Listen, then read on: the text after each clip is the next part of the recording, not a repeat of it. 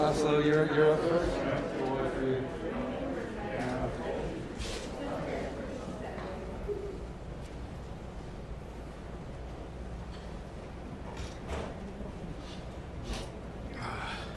Good morning.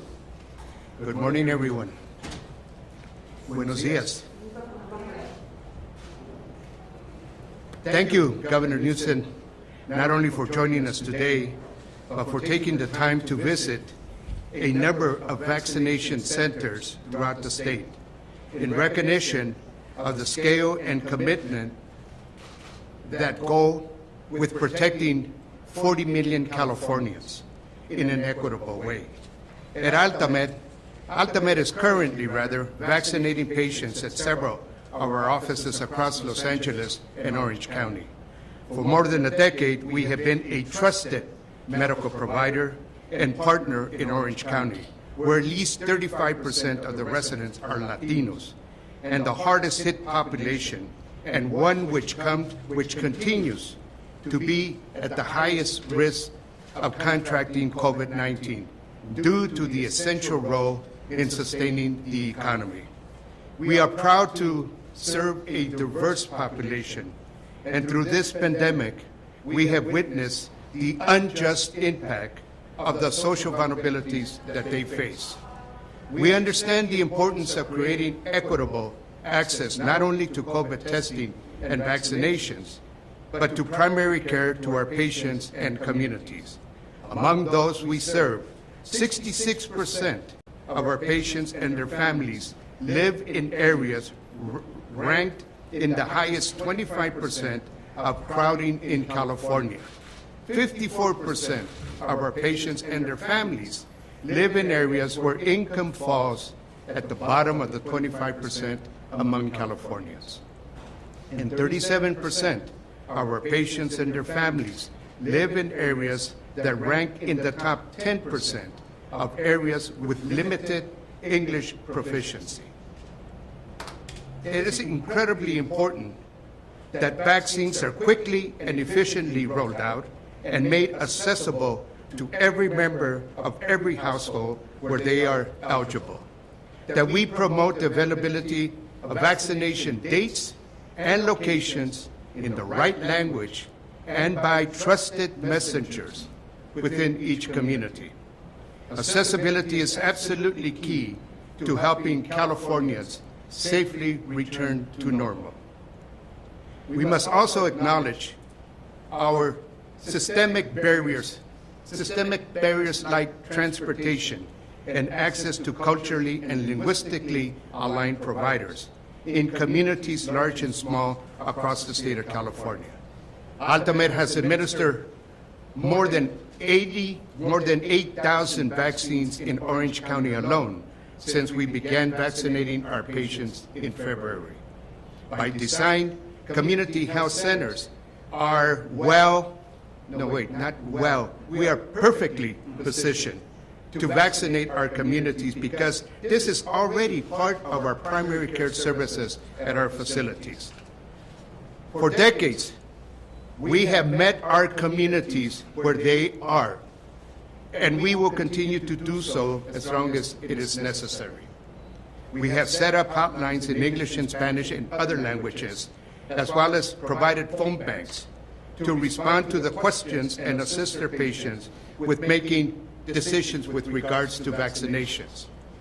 We have always been a proud champion of accessible, affordable health care where it's most needed. And we are proud to be champions and looking as we roll out a safe and timely rollout of vaccinations. And we are particularly proud our relationship with the governor and his staff. And I got to tell you, this man has been a champion for our communities. Not an easy task under any circumstance. Not an easy task to manage a pandemic in the times that we are living today. So, Governor, thank you very much for the outstanding job. It is indeed my pleasure now to introduce to you a gentleman that really does not need an introduction in this community or elsewhere in the state of California. It is my great pleasure to introduce to you the mayor of the city of Santa Ana, Mayor Sarmiento.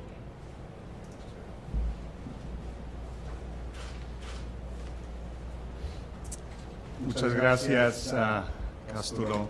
Welcome, everybody. Good morning and welcome to Santa Ana. Governor, welcome to the county seat here in Orange County. We are very happy to have you here, but more importantly, we're very grateful on behalf of all the residents, especially here in Santa Ana, to have you here in our community. You know, we now have a sense of hope. Ever since the governor has directed our healthcare agency to focus in on the Healthy Places Index and realize that many of the communities have been hard hit, and there was a disparity in connecting resources to need. So Orange County has always had the label of being an affluent, homogeneous community. It really isn't. It's an evolving county, and especially here in Santa Ana, as Mr. De La Rocha was saying, we have some of the highest indexes, not only of COVID, but also folks that live under the poverty line. We have many of our community that are renters and tenants.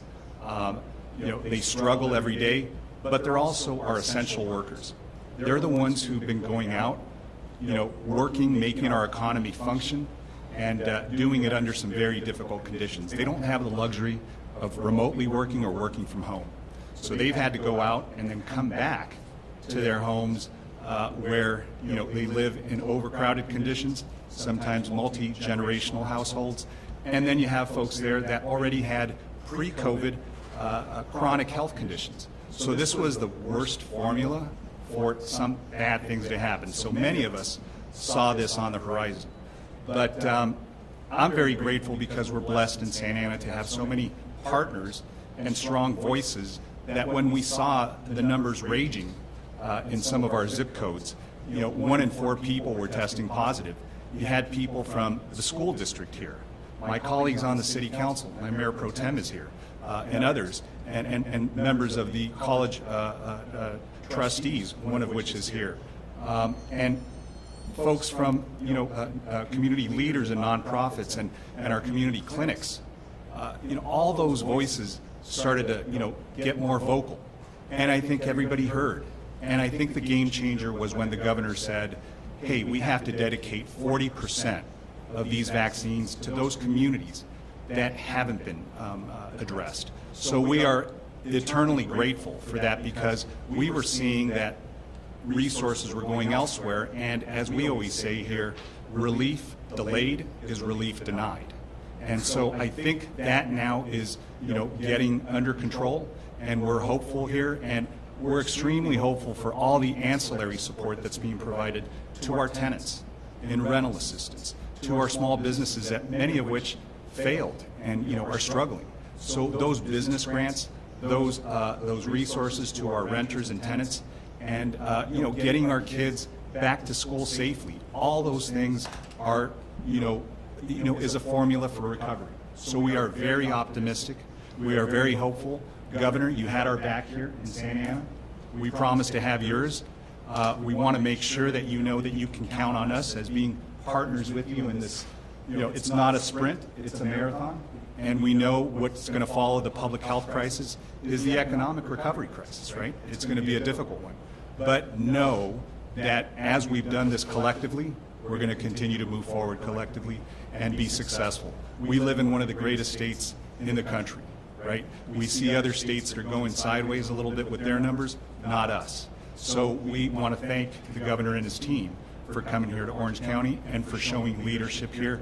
And look, with no further delay, I'm just very, very happy to introduce the governor of our great state of California, Gavin Newsom. Thank you.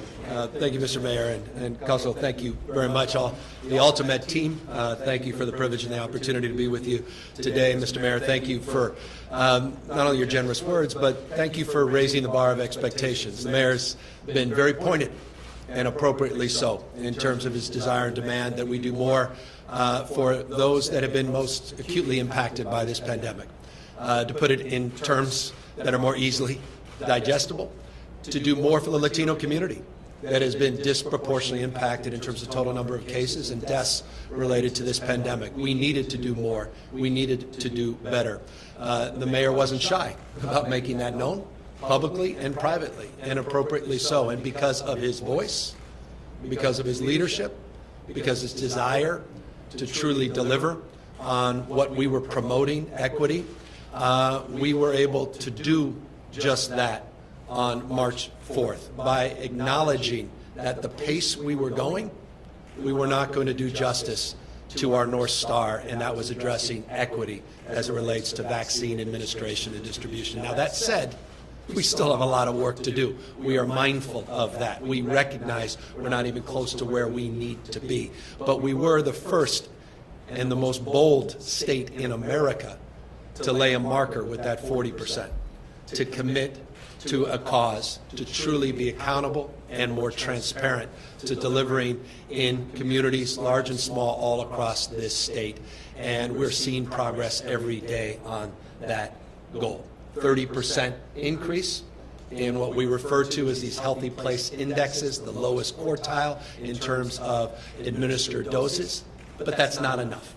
And we are mindful, in an effort to do more, we've got to provide more partnerships with organizations like this, more opportunities and more points of engagement, not only with community-based organizations, but incredible leadership that is demonstrable in an organization that truly is trusted in communities all throughout Southern California, in particular here in Orange County, but also in LA County, and that's Ultimate.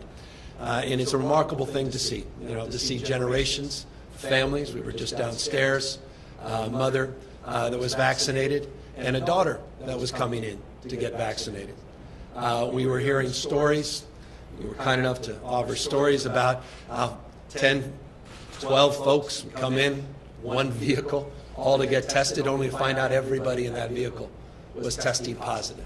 The ravages of this pandemic, not only identifying people are positive, but having to follow up to find out, as it was stated, people have literally lost their lives because of the deadliness of this pandemic. So it has been a challenging year, it goes without saying. But there really is, and Mayor, thank you for making this point, there's not just light at the end of the tunnel, there's bright light at the end of the tunnel. Just 48 hours ago, we passed 15 million administered doses. Now over 15.5 million, closing in on 16 million doses. That's close to 6 million more than any other state in the country. We are administering more doses than all but 5 other nations in the world. We distributed last week, or rather administered 2.5 million doses. We only received 1.8 million doses. Our only constraint is manufactured supply. We built out a system in this state where we can conservatively administer 3 million doses a week.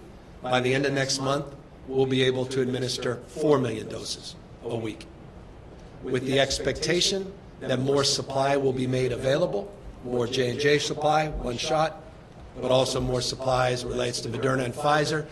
That expectation has set up a framework where today we are announcing that we are modifying in a stair-stepped manner our eligibility for administered doses here in the state.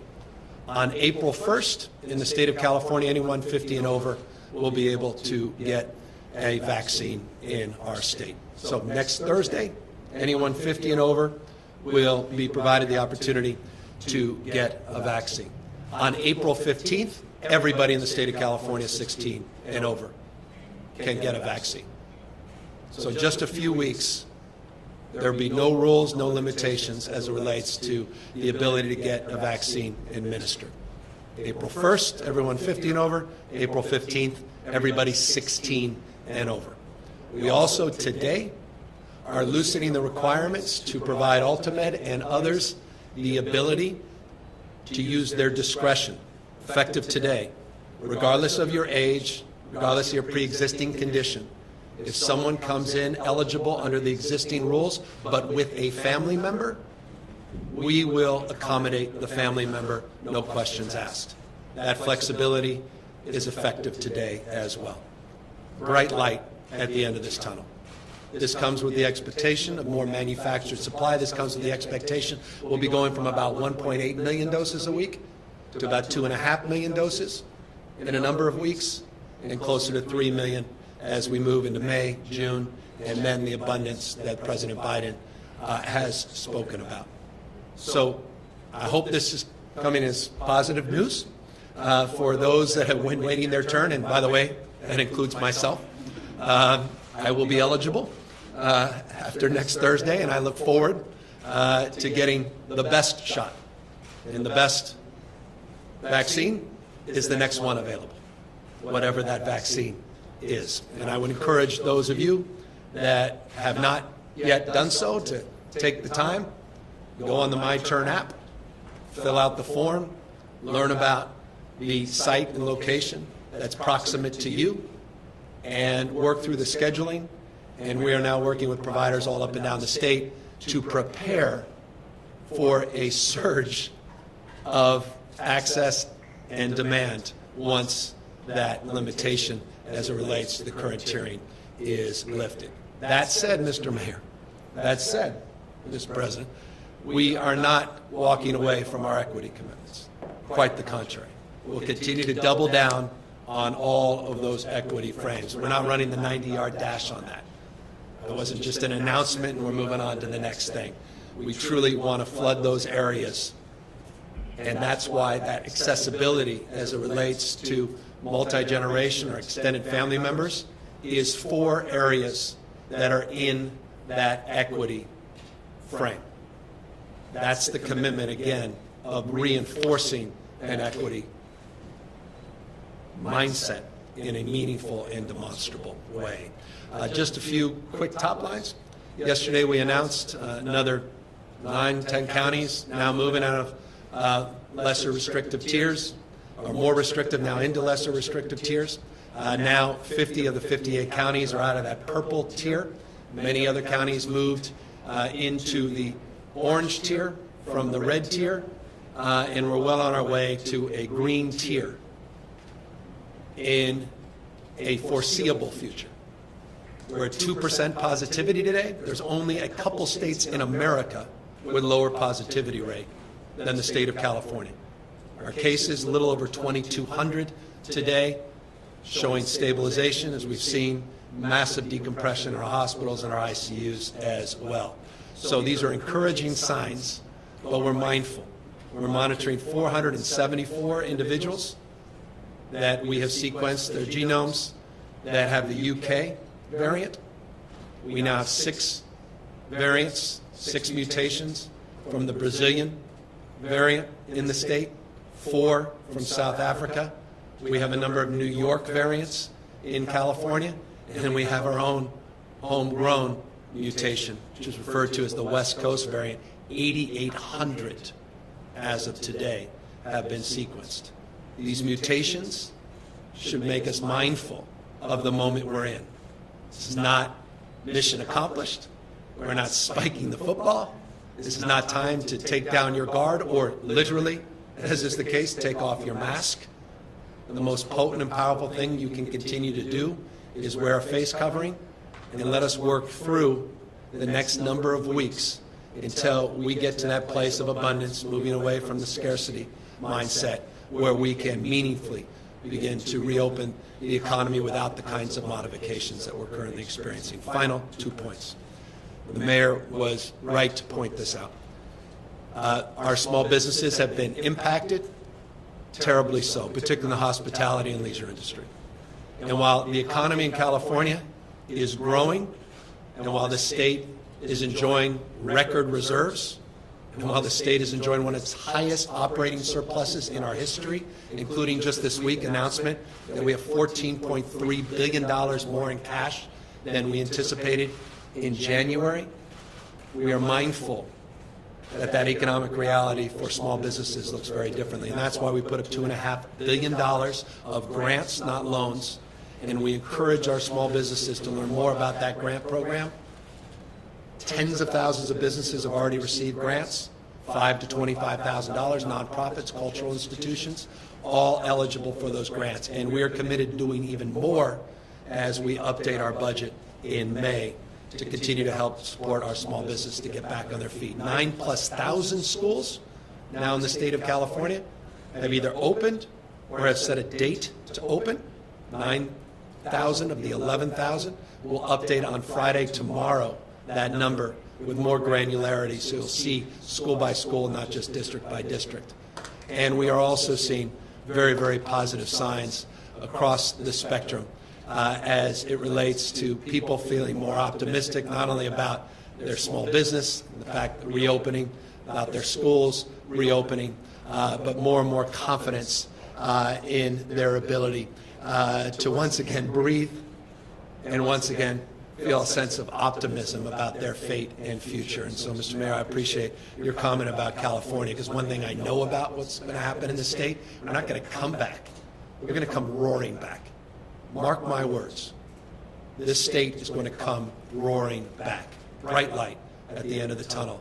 And it's folks like yourself that are doing incredible work every single day that are helping us get just one step closer to that day. And so thank you again to Alta. Thank you, Mr. Mayor, for your incredible leadership. And with that, we're happy to answer any questions. Governor Vicky Vargas from NBCLA. Jumping off the concerns as we move through these tiers, a lot of questions remain. Even on what's printed out today, the yellow tier does not allow for 100% of anything. You use the term green tier, which was new to us. And secondarily, beyond small businesses, for example, the City of Anaheim has announced they have to take out a $200 million loan based on the losses to the tourism industry, hotel bed taxes, all the things that they lost. So what do you say to those who are going to be struggling for a long time, and when will crystal ball, when will all of this end? Well, and when the pandemic's behind us, and when we defeat this virus. The fastest way to get back to where we once were is to eliminate this virus.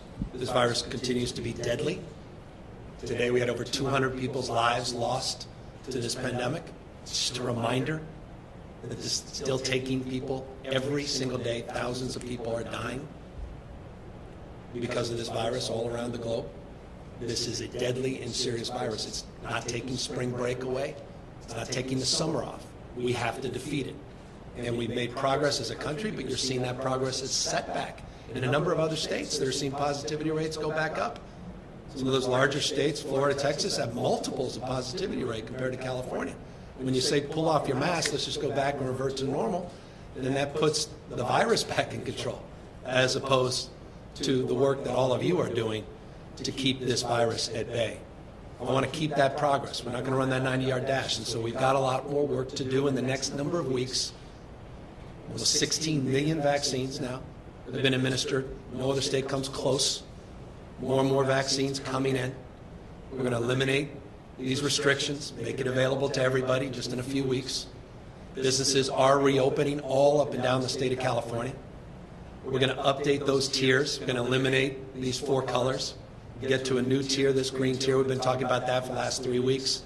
We're working on what that looks like, mindful of these variants, mindful of these mutations, mindful of what's happening in Europe, mindful of what's happening in other parts of the state, of the country, and other states in this country, and mindful that we need to do all of this together.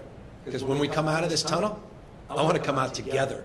I don't want just certain folks coming out of this tunnel. I want all of us coming out of the tunnel. That's why equity is that North Star. So it raises the issue of finances. Big deal what just happened in the federal government. And I'm sure you guys have done the math and done the reporting. $42 billion will be injected just for state and local government to help address some of those loan issues, offset those local constraints and concerns. The mayor was just telling me about the money that's coming directly into Santa Ana, which is substantial. So we are looking forward. We're running surpluses. The state has been running with fiscal discipline, running record reserves, bond ratings the highest it's been in 2 decades. We're paying down pension obligations, $9.5 billion over the next few years. No other state in the country, I know, is putting $10 billion in general fund into paying long-term obligations. We're making progress, and now we're also the beneficiary of the stimulus, which will allow us to support cities, counties, communities, and businesses even more. Forgive me, that was a long answer, and you got to do a soundbite, so forgive me, but deserved a comprehensive response. Hi, Governor. Chip Yost with KTLA. Kind of a follow-up to that question and some of your comments there. The recall effort is obviously making a big a deal about the closures during this whole pandemic. Looking back now, with the benefit of being able to look back, do you have any regrets about the closures and some of the restrictions and orders you put in place during the pandemic? Would you have done anything different, maybe loosened up a little on some of the restrictions, knowing what you know now? Well, at the end of the day, California, because we were the first in the nation to do the stay-at-home order, saved thousands and thousands of lives. And that's objectively considered. Those aren't my words, those are the words of the experts. We have among the lowest death rates of any large state in America, and we are poised to have a comeback, and this has been independently analyzed, a comeback that no other state in the country will enjoy in terms of our economic growth and recovery. So I think the state handled extraordinarily well with a mindset on science, evidence, using data, and having a health frame. And I know a lot of other states are struggling still. A lot of states are running massive deficits. A lot of other states have huge death rates that are exponentially larger than California. Large other states are not as well positioned for a full recovery as the state of California. So I want to compliment Dr. Galli's here and our team for their counsel and advice, and also all the local health officers up and down the state that I think deserve an extraordinary amount of credit. I think we're all geniuses, not just experts in hindsight. And so, one of the great challenges and struggles in life is the nature of a virus that, is stubborn. It's humbling. The word of the year is humility. And these mutations only reinforce that.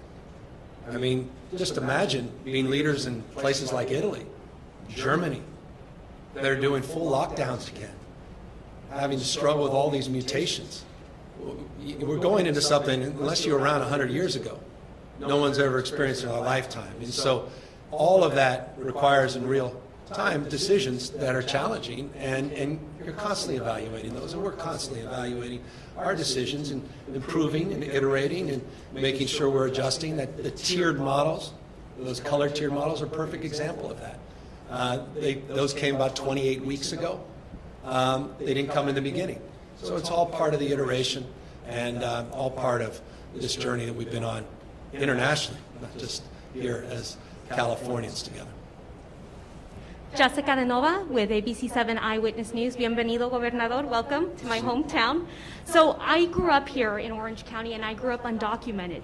So I know firsthand the fear, the sometimes shame that comes with having to prove identity and having to provide proof of residence for undocumented communities. Having grown up here, I also know that a lot of our food vendors and child care providers are undocumented. That's the only way they can make a living. So as we moved forward to tier eligibility, I wondered how will they be required to provide identity, proof of employment, proof of residence. I asked the county, I asked several providers, and no one could give me a clear, concise answer. So as you know, one of the real impetus for the recall goes back to my advocacy on behalf of our diverse communities. You can actually read the petition. People, I hope, read it when they signed it, what they were signing. And it was because of our advocacy for our diverse communities. We take a back seat in no other state in the country, regardless of your immigration status, to have folks back. We provide health care up to age 26, regardless of that status.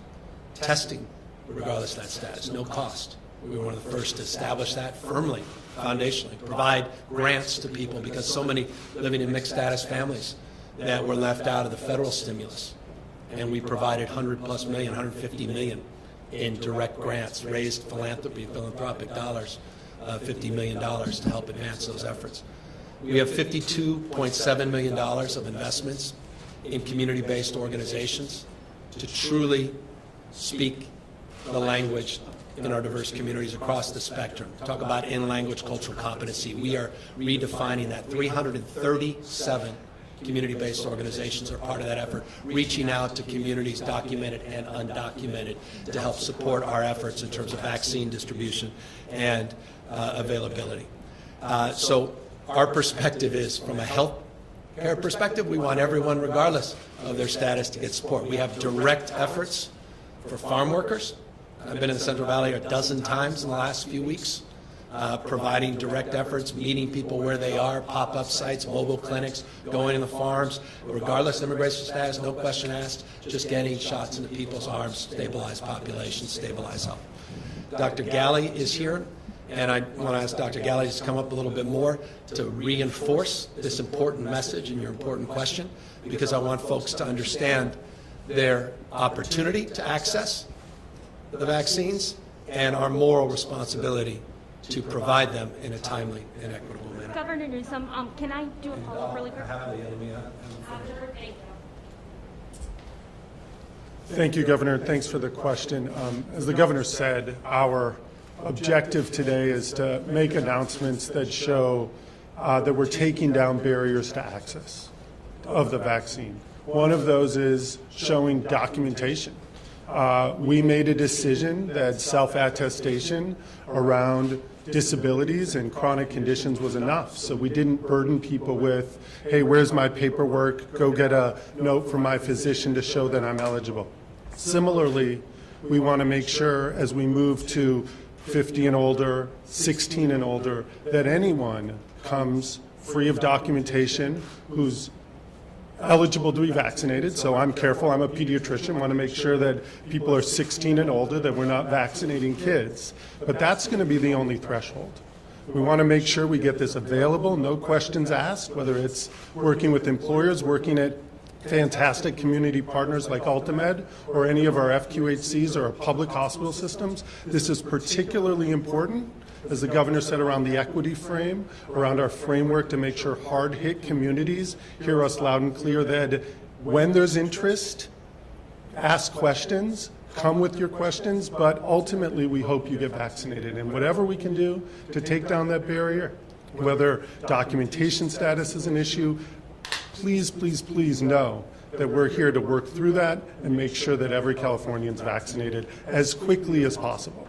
And this idea that we have to get people vaccinated as we see surges in other parts of the country, surges in other parts of the globe, that it really is in some ways a race of vaccines against variants, that we need to do this quickly. And that's why today's announcements around eligibility are important, looking for that supply to come through, and then doing the really hard work in communities to get the message right, to make sure the messenger's right, and people trust in the institutions and the vaccine to get us through this.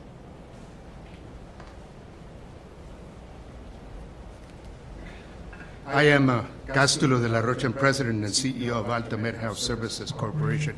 We're a federally qualified community health center. We operate both in Orange County and Los Angeles. Like Alta there are another 1,500 organizations statewide. Through those community health centers, close to about 7.6 million people are served through community health centers statewide. About 55% of that population is Latino up and down the state of California. One of the things that distinguishes our organization from private practices and the sort is that, in fact, we provide services regardless of people's ability to pay and or legal status in the United States. That's not a question that we have ever asked or ever intend to ask any of our patients here. I will tell you that the support that we have received from the state of California, from the office of the governor, from the office of the secretary here, the support to maintain the infrastructure. We're also small businesses. We operate organizations on low budgets, and many of us depend on federal support and state support. The support that we have received continuously from the state of California and from the federal government has maintained our operations at a level that allows us to continue to remain open at any time that the services are needed in our community. Our commitment, Mr. Governor, Mr. Secretary, community health centers are here at your service and at the services of our community. Thank you. Thank you, Dr. Galley and President de la Rocha. Governor Newsom, my question was about oversight. So you have made it very clear that you are here to help the undocumented community. but we did get reports of undocumented folks going to the private sector to be vaccinated, only to be turned away, specifically Rite Aid. Rite Aid has since apologized and vaccinated those community members. But who is responsible for oversight if our undocumented folks face this again moving forward, if they're turned away because they can't provide documentation? When you have your secretary here and your pediatrician and doctor, take advantage. Yeah, thank you.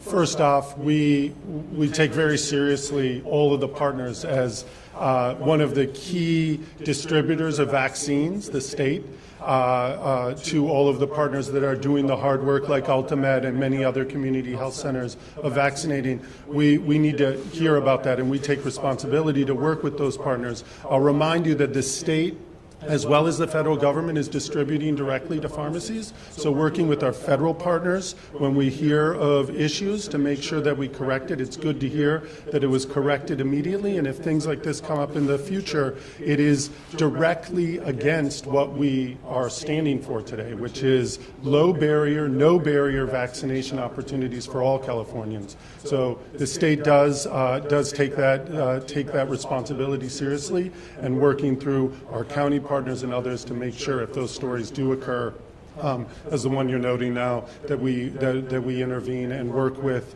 those vaccination partners to make sure the barriers are taken down right away. Governor Mike Blood with AP. I'm wondering, your health secretary a few weeks ago indicated it would probably be May 1st before you opened up eligibility to allow you to meet your equity goals. I'm wondering what happened during that time that's allowed you to advance that schedule. And secondly, with so many governors opening up around the country, I'm just wondering, did you feel any pressure at all looking around at other states, or was that not relevant to your decision? We're guided by the data, by the science. We have a tiering system that allows us to toggle forward and toggle back. So we haven't fundamentally changed that. We did add an equity component as it relates to vaccines that allow us to move more quickly through the tiers, which we think is appropriate based upon the nature of this disease and the virus as it relates to the total number of people that have antibodies because they've been exposed, and the total number of people that are beneficiaries of the vaccines that create a natural lid. So on that basis, using the expertise and the examples of other counties and countries, as well as other states, and looking at health officers and all the data that's come in on that basis, we felt that that was appropriate in terms of allowing us to move more quickly through tiers. But again, if we see a disease prevalence and we see these numbers start to go back up the way we framed this, we have the ability to move back. So no is the answer to that question. As it relates to the issue of the first question, abundance is the answer. We were given assurances publicly and privately around J&J vaccines that were more promising than we had understood just a few weeks ago. That was reinforced on a call with governors by the Biden administration, reinforced again this week. The President today, even at his press conference, announcing now his more audacious goal of 200 million, not just 100 million doses administered in his first 100 days, only reinforcing that paradigm. So our ability to do more has always been constrained by supply, manufactured supply. We have confidence now in the manufactured supply becoming available sooner than we had anticipated. Drew Van Boris with the Epic Times. How do you respond to reports that the recall has been a bipartisan effort? Well, the principal sponsor of the recall has stated that he believes that immigrants should have tags of sorts. Said that they work for stray animals, I think was his language, not mine. That's the principal proponent of the recall. Other advocates are members of the 3%, 3%ers, white supremacist group. These are the principal proponents of this effort. These are not folks I align with in any way, shape, or form. I find their views just completely antithetical to everything the state represents and what we're about. There are people that signed that I have deep respect and empathy for, that have been frustrated. This has been a hard year for all of us. I'm a parent of 4 young kids. I can attest to that, the impact it's had disproportionately on my wife and women all across the state, particularly single mothers I grew up, my mom was a teenage mom, raised me and my sister on her own. And that stress is palpable, and it's real, it's understandable. And so that frustration is expressed. So I understand that, but you got to know where the origins of this thing lie, and those facts are stubborn facts, and they're in evidence, and they're overwhelming. And I just think people should learn more about that when they consider what this effort is really about. Okay, thank you, everybody. Great, thanks, so. Sir, we will move. Right here.